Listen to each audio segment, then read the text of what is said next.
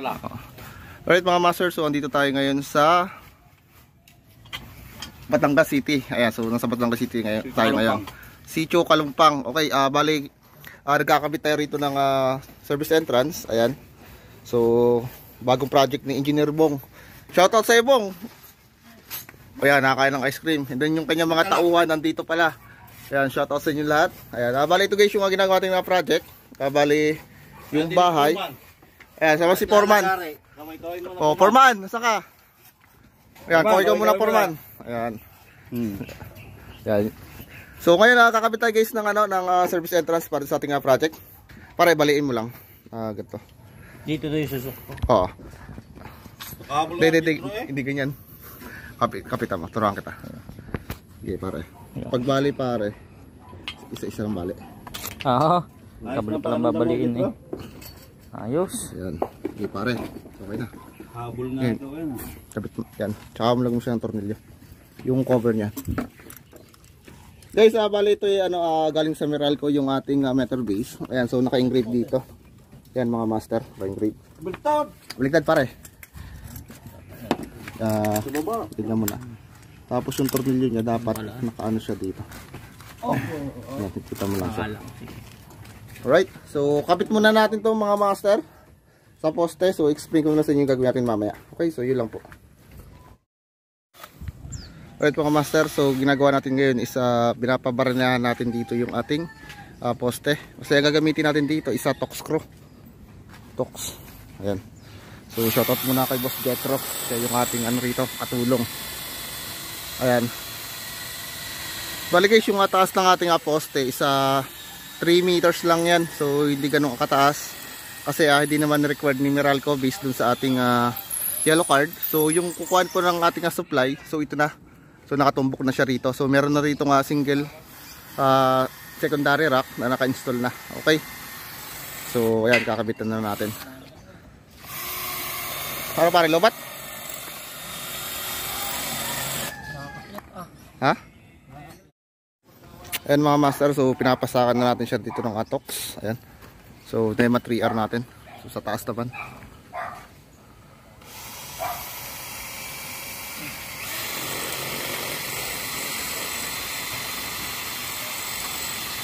And then guys, yung ating rito, tawag dito, yung ating RSC pipe natin, so pina-offset natin ng konti. Ayan. Kuha ng yung ating poste rito isa naka-slant pa bulusok. Then dito, ayan, nilagyan ko siya ng Teflon para make sure na hindi siya talaga papasukin ng tubig natin. Okay. So dito ginamit nating wire is block. So sa ating line side. So as per requirements ni Meralco, and then yung weight natin ito yung grounding conductors. So pagdating ng load side, so yellow, so ito yung available natin, so pwede naman po yan. Basta yung pabuntang line side dapat isa black and then dapat yellow. Dapat white. Okay? Ayan. Okay. So yan, kapit natin. Alright mga master, so bali na ikabit na natin dito yung ating entrada. So gumamit na lang tayo rito ng metal clamp, dalawa. So sinecured na natin para hindi siya umuga. So matibay yan guys, sobrang tibay niyan. Then concrete nila yung ginamit natin dito, Uno Media. So dito ay gumamit tayo rito ng screw. Kasama na yung ating Tox. Ayan, so tinox natin the same as dito sa ating panel. Ngayon ati-terminate na lang natin, so napakadali na lang yan. So itong white natin, ito yung grounding conductors natin dito, fix lang dito sa body ng ating metal base. And then to, line 1 line 2, nakatap lang yan dito sa magkabilang gilid. Tatap ko lang are. Gusto mo. Okay, so ground muna yung ating tatap. Tulin ko na ito, so kasi sobra.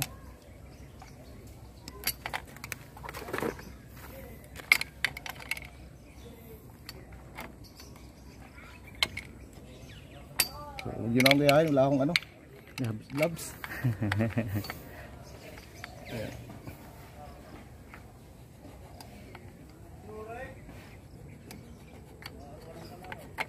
Iba itong kuha natin. Iba-iba talaga kapag mga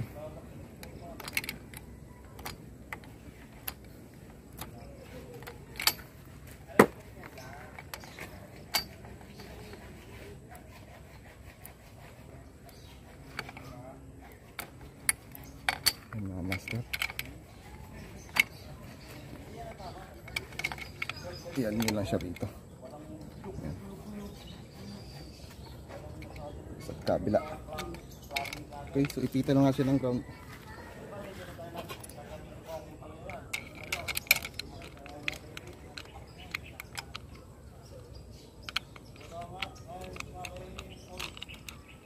So ipitan natin siya rito.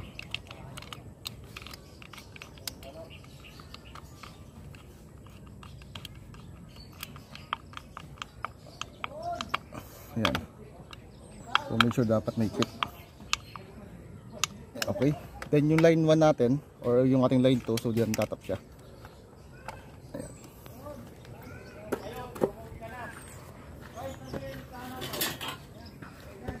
So ano lang.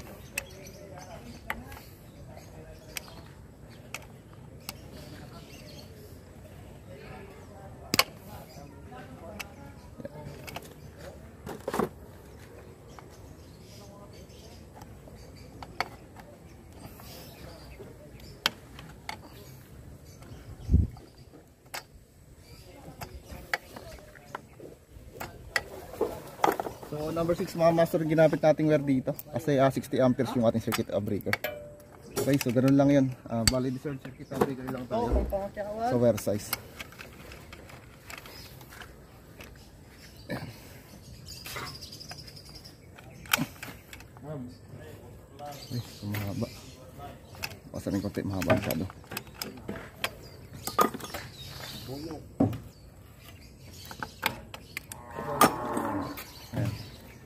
So pasok na siya dito. Play pa pare. Play nga. Okay. Siguro na ito pare tap sa baba para maka-experience ka rin ba.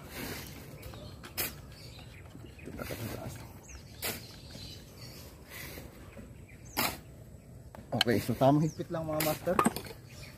Then dito. So medyo matigas lang ng konti.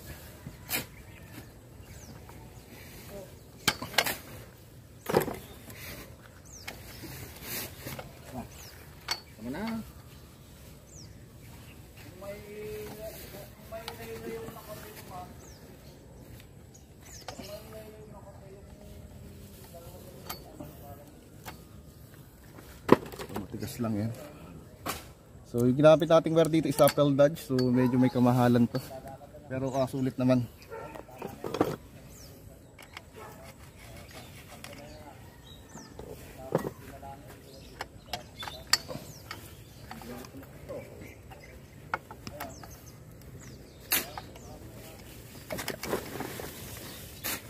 Tigas lang. Right. Ipitan nyo lang.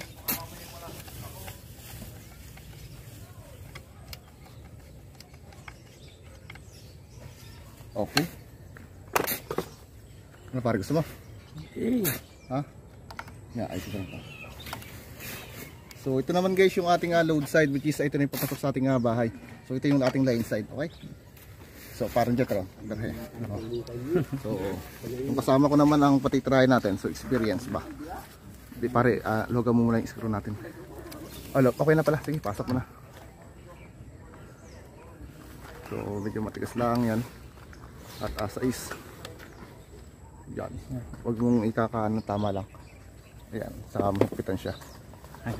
Sige pare. So pahabol yung ating body. Opya, maya. Ito. Lugan mo lang konti. Okay, sige, higpit. Okay. Dali. Yan.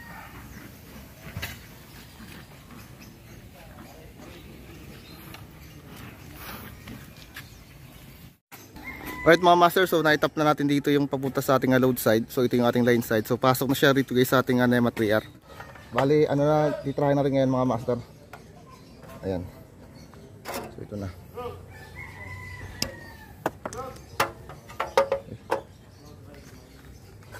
Then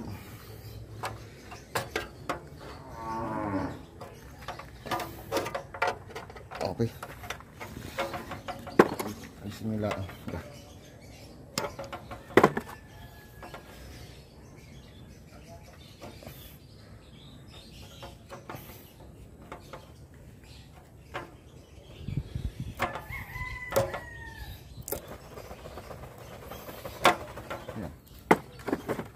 Logay natin dito yung screw.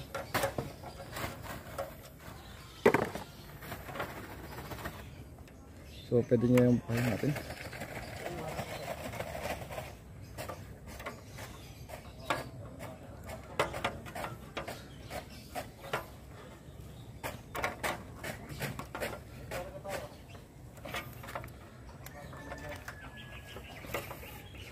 So matigas, nakakabisit.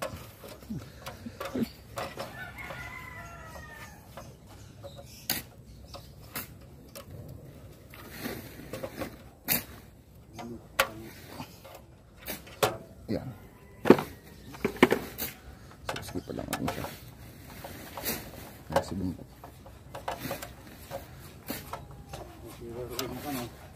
Okay. So next natin yung ating align ko naman. So ito na may kakasa natin dito. So konting linis lang ang trabaho para maayos, para magandang tingnan. So matigas lang yung ating wire. Okay.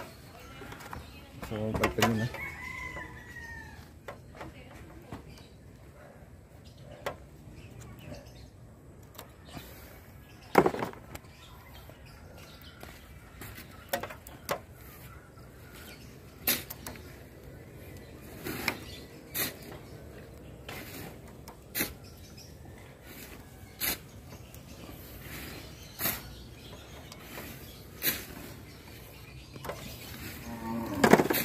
Ganyan lang itong screw natin dito mga master.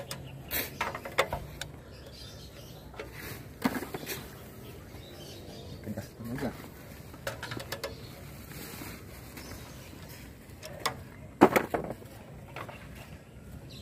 Okay. Yan, okay na. Alright, so itong puti natin, ito yung ating grounding conductor. So ikakasa ko muna rito yung para sa ating grounding. So binaon na natin dito kanina yung ating ground rod. Ayan. So grounding conductors na yung susunod natin.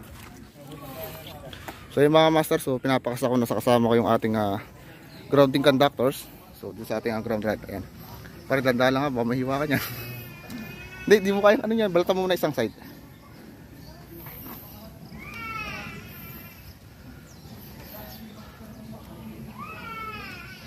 Yan.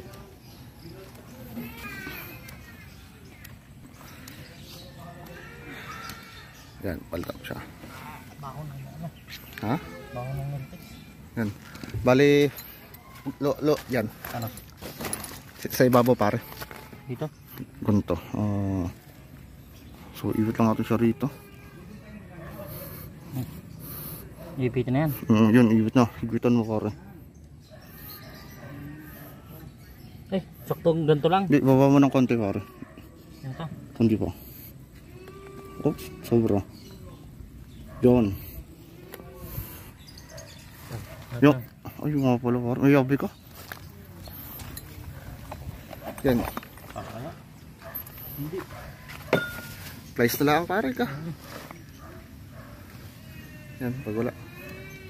Yung ano, yung wire baka tumagilid ah. Kailangan nasa sentro. Ayan. Ayan. Earth ground mga master. Basta nagkaroon tayo ng mga short circuit sa bahay, so tapon lahat ng kuryente papuntang lupa.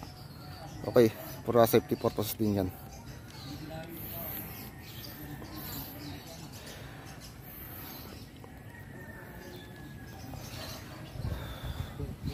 Ano, naikot na.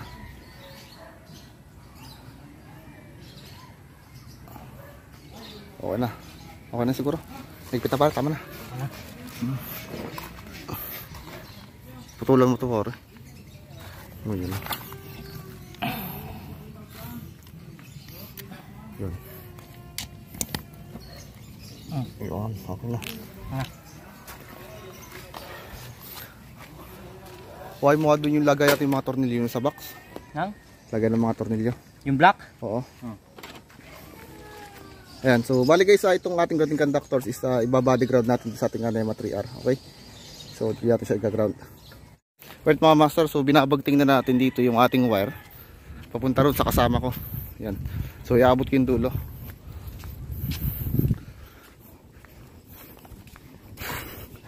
Ha, ihilahin natin. Pagpantay mo dyan sa dulo ha. Ayan.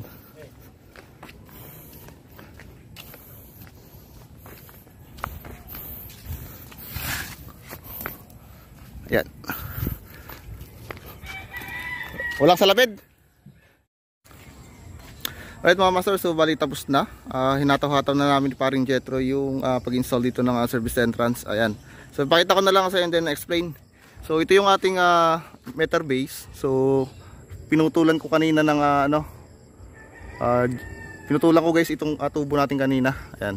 Bali ang haba nito ay ano na lang yan, 1.8 meters na lang. So yung nilabas natin tong wire is 1 meter. Pati yung ating grounding conductors. So dito bumaba yung ating linya. So yung ating line 1, line 2, ayan, nakatap lang dito sa terminal ng ating meter base. And then yung ating grounding conductor, so naka body ground dito sa meter base natin. Ito yung tatawagin nating line side. So sa baba natin mga master, ito na yung ating load side natin. So dito ginamit po natin dito ay kulay yellow na. So ito na yung available ng ating client.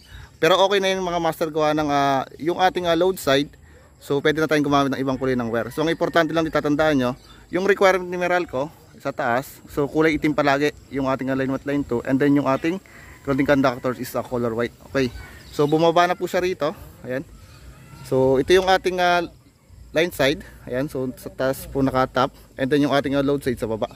Then yung ating grounding conductor, so please make sure lang na naka-body ground dito sa ating NEMA 3R para consistent yung ating grounding.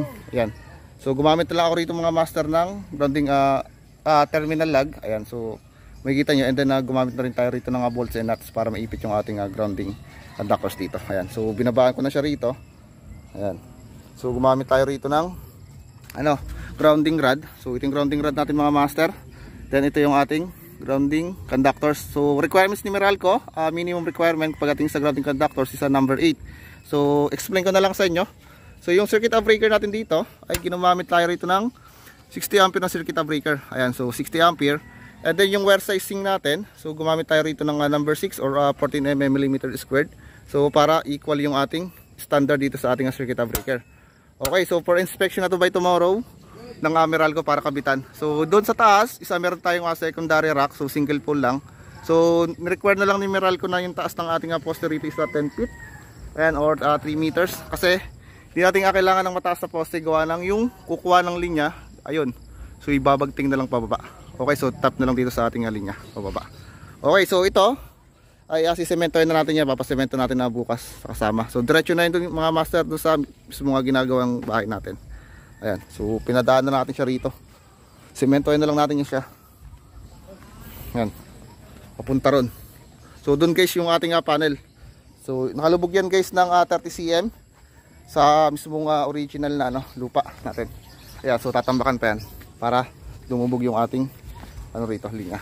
Okay, so papalagyan ko na siya ng cover dito sa kasama ko. Pare, lagyan mo na. Baka mawala yung